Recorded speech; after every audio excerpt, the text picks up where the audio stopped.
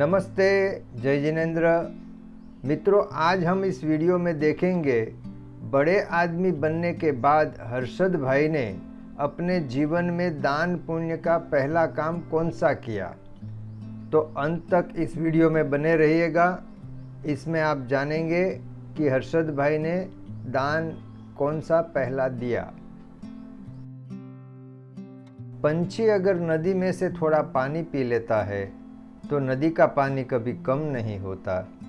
ठीक वैसे ही कोई व्यक्ति अपने धन से दान पुण्य कर रहा है, सत्कार्य कर रहा है, तो उसका धन कभी घटने वाला नहीं है। हर्षद भाई बचपन से ही उदार मन के और दरियाव दिल के आदमी थे। बचपन से लेकर अपने जीवन की आखिरी सांस तक उन्होंने अपने यार दोस्तों को बहुत मदद की और ज़रूरतमंदों को भी कभी खाली हाथ नहीं लौटाया।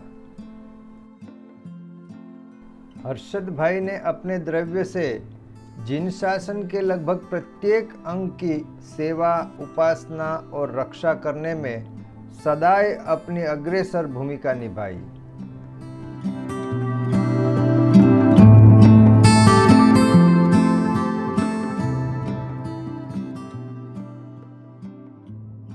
मैंने हर्षद भाई के जीवन को बहुत करीब से देखा है।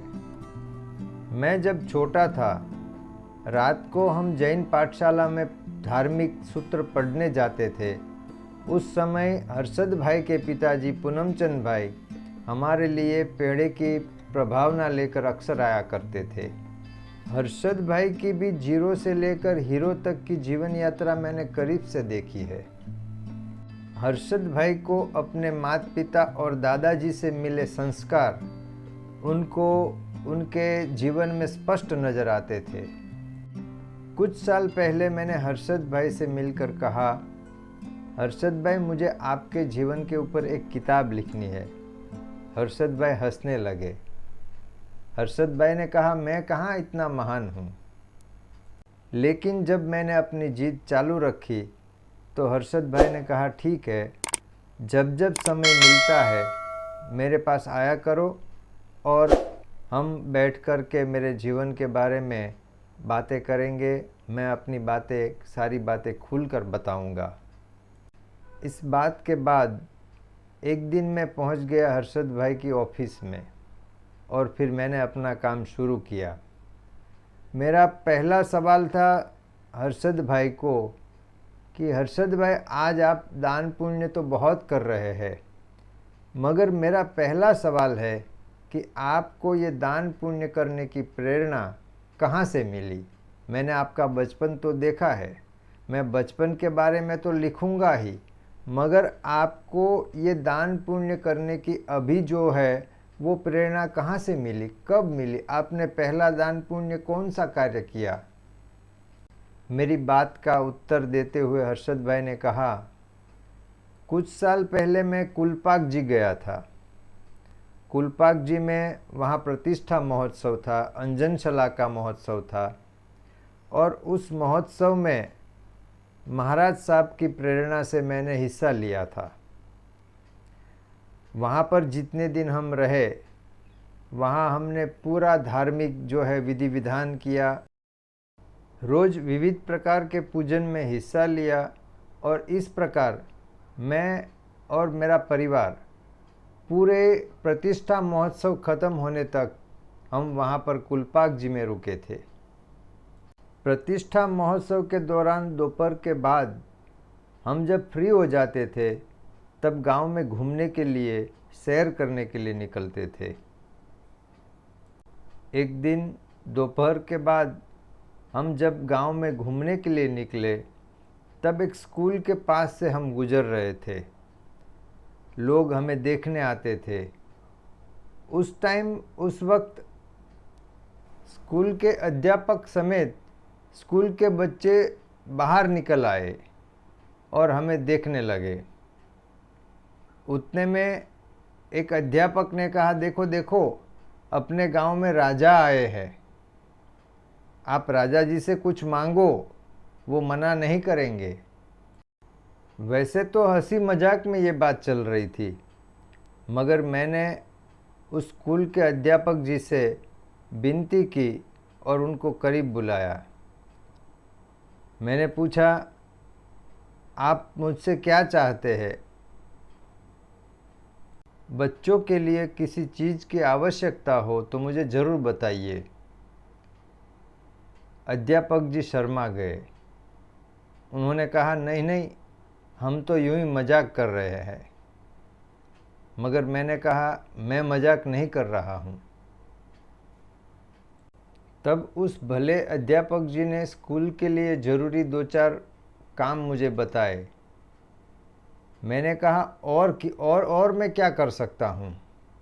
गांव के लिए मैं क्या कर सकता हूँ? आप तो इस गांव को पूरी तरह जानते हैं। गांव की समस्या भी आपको पता होगी। आप बताइए, मैं गांव में ऐसा क्या कर सकता हूँ जिससे लोगों का भला हो? तब उस अध्यापक जी ने बताया कि गांव में पानी की बहुत बड़ी समस्या है। बहुत दूर से पानी लाना पड़ता है। अगर कोई हमारे गांव में पाइपलाइन डलवा दे तो हमारे गांव की पानी की समस्या जो है हमेशा के लिए ख़त्म हो जाएगी। और उस दिन मैंने बड़ा पुण्य का काम किया। बाद में रज्जू मेहता के सुझाव पर वल्लभीपुर में पांजरापोल का भी निर्माण करवाया। धर्म के संस्कार तो मुझे बचपन में ही अपने दादाजी से मिले हैं। विट्ठल दादा रोज देरासर में पूजा करने जाते थे और मैं उनके लिए अपने आंगन से फूल तोड़ कर देता था। पैसा तो तकदीर से मिलता है, लेकिन उसको अच्छे काम में खर्च करना हमारे हाथ में है और यही काम मैं कर रहा हूँ। मुंबई में हर्षद भाई बोरीवली में रहते थे। बोरीवली में जांबली गली का जैन देरासर सबसे बड़ा है और उसके अलावा जगह जगह पर बहुत सारे जैन मंदिर है जो कि पर्युषण के दिनों में, पर्युषण के बाद जो शोभा यात्रा निकलती है वो सब संघों की, सब जैन मंदिरों की अलग अलग निकलती थी। एक बार हर्षद भाई ने बोरीवली के सभी जैन संघों को एकत्रित किया और कहा कि अगर पर्युषण के बाद पूरे बोरीवली की एक अगर रथ यात्रा निकलती है, शोभा यात्रा निकलती है, तो इस शोभा यात्रा का तमाम खर्चा जो है मैं उठाऊंगा। और तब से आज तक पर्युषण के बाद में बोरीवली में सभी संघों की मिल के एक रथ यात्रा, शोभा यात्रा निकलती है। पंछी पानी पीने से घटे न सरिता नीर, पंछी पानी पीने से घटे न सरिता नीर,